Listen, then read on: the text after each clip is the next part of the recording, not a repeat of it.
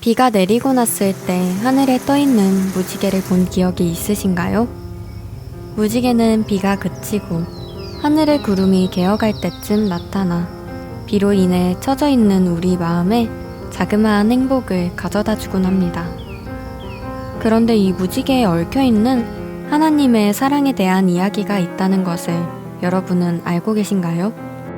여호와께서 사람의 죄악이 세상의 가득함과 그의 마음으로 생각하는 모든 계획이 항상 악할 뿐임을 보시고 창세기 6장 5절 말씀 아담의 타락 이후 인간의 죄악은 점점 늘어만 갔고 그 죄악은 세상에 가득하여 하나님께서는 인간들을 물로 심판하고자 결심하십니다.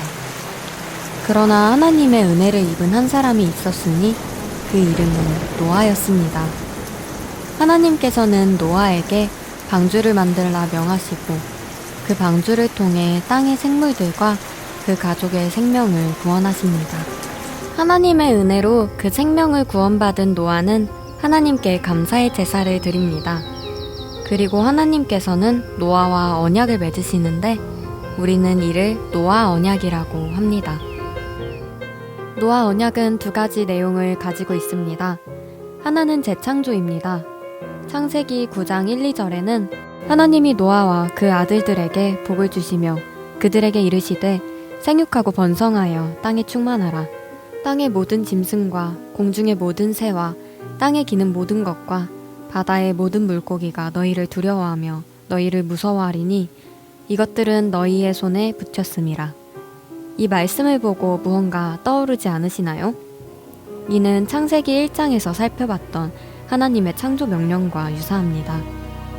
창조 명령을 이행하지 못한 인간은 계속해서 범죄했고 하나님은 그들을 심판하셔야 했습니다.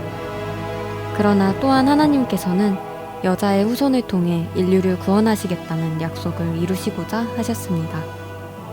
하나님께서는 홍수를 통해 인간을 심판하시면서도 노아를 통하여 인류 구원의 약속을 신실하게 유지하셨습니다.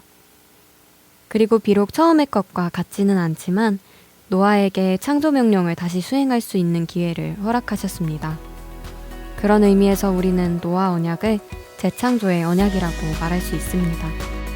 노아 언약의 다른 하나의 측면은 언약의 주권성입니다. 창세기 9장 14, 15절에서 하나님은 다음과 같이 말씀하십니다.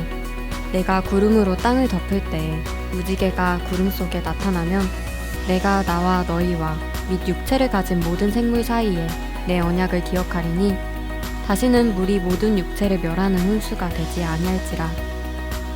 물로 세상을 심판하신 이후 하나님께서는 다시는 물로 세상을 심판하지 않으시겠다고 약속합니다.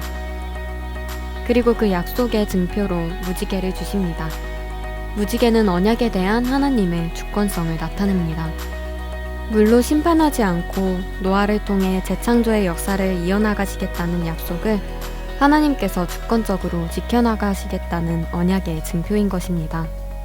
재창조의 언약이자 하나님의 약속의 주권성을 드러내고 있는 노아 언약. 하나님께서 이런 언약을 맺으신 이유는 무엇일까요? 그것은 이미 창세기의 앞부분에서부터 설명되고 있습니다. 사랑, 우리를 향한 하나님의 사랑이 심판 가운데에서도 인류를 구원하시고자 하시는 하나님의 신실한 약속의 원동력입니다.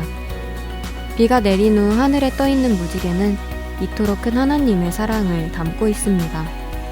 비가 오는 날, 그 비가 그친 이후에 하늘에 뜬 무지개를 본다면 하나님의 사랑에 대해서 다시 생각해보는 건 어떨까요?